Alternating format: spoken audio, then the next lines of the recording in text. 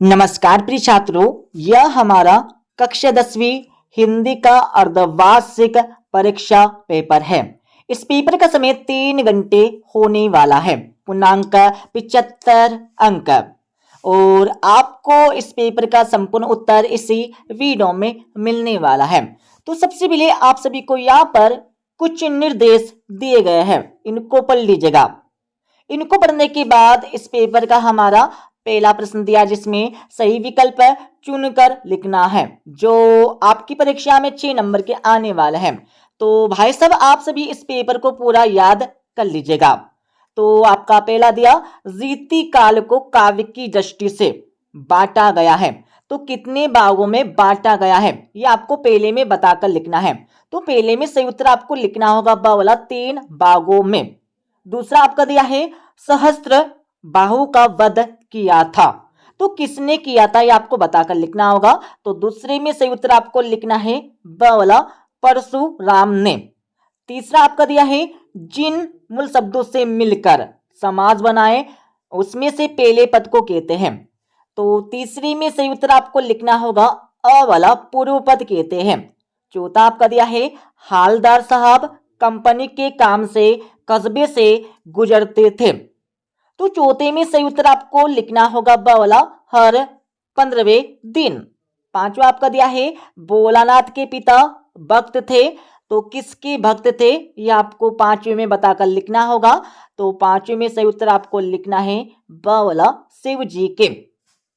छठा आपका दिया है आलंबन और उद्दीपन का संबंध है। तो छठे में सही उत्तर आपको लिखना होगा स वाला विभाव से।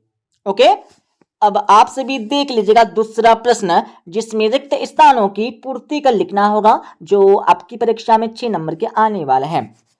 तो भाई साहब इन सभी के उत्तर देखने से पहले आप सभी को इस वीडियो के डिस्क्रिप्शन में Telegram channel plus WhatsApp channel की लिंक मिल जाएगी।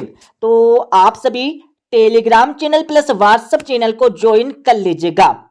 ओके, तो आपका पहला दिया रघुकुल में देवता ब्राह्मण ईश्वर भक्त और किसका वध नहीं किया जाता था। तो पहले में आपको सही उत्तर लिखना होगा गाय।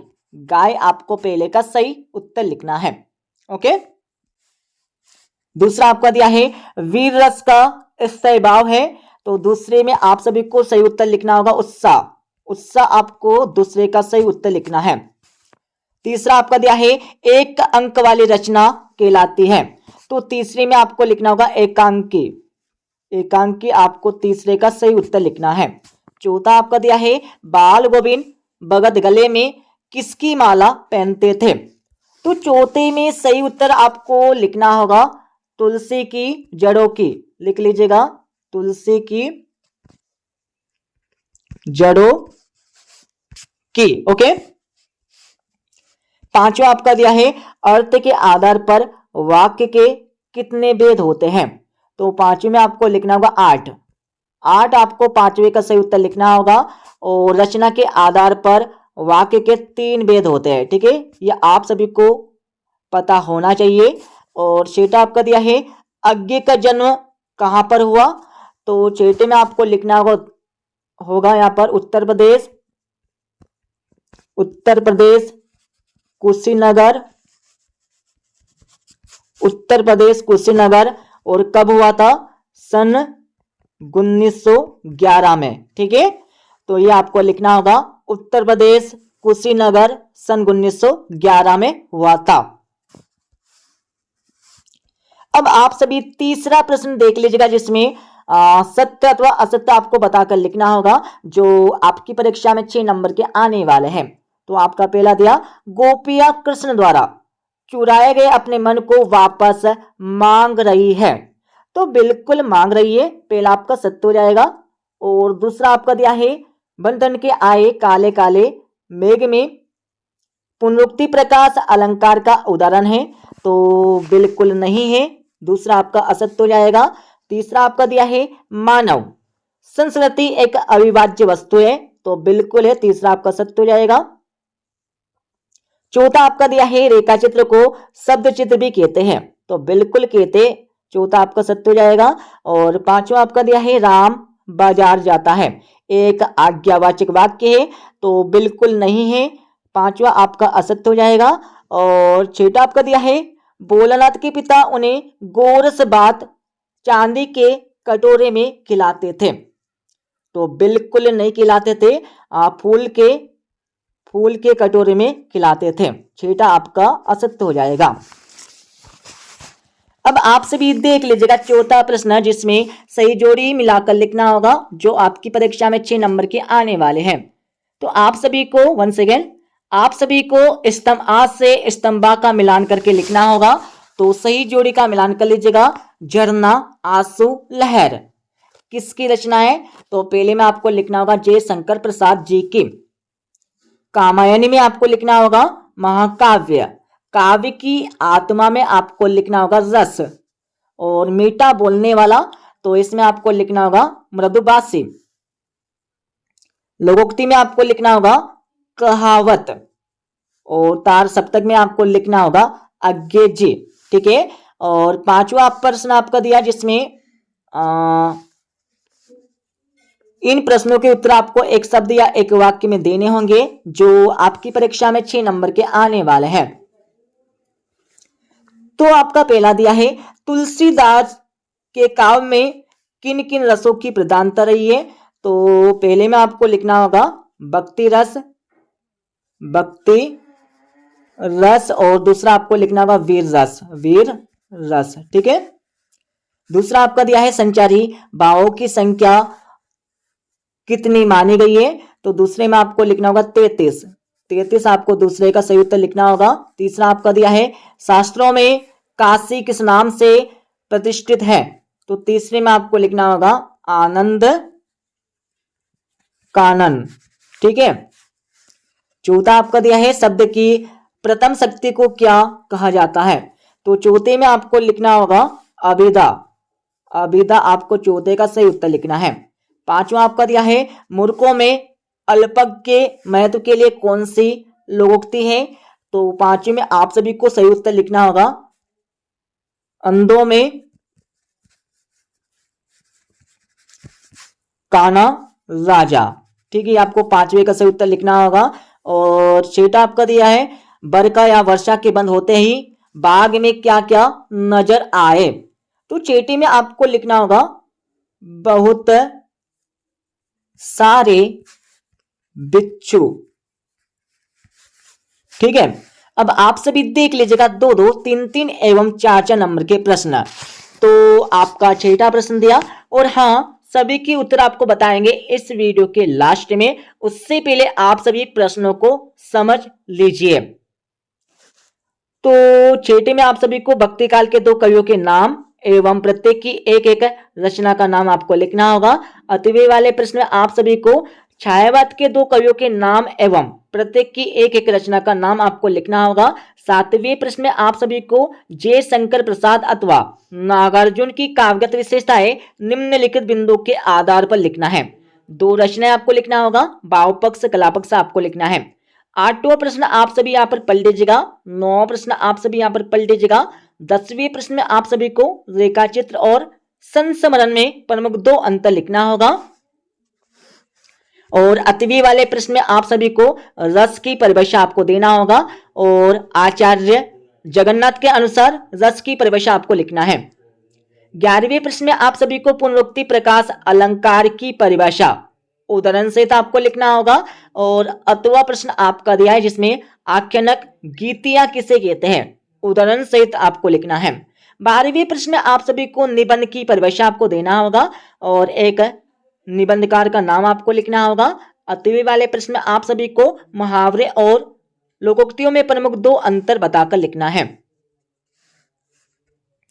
13वें प्रश्न में आप सभी को यशपाल अथवा यतीन्द्र मिश्र की साहित्यिक विशेषताएं निम्नलिखित बिंदुओं के आधार पर लिखना होगा। 2 रचनाएं और भाषा शैली। 14वां प्रश्न आपको यहाँ पर दिया।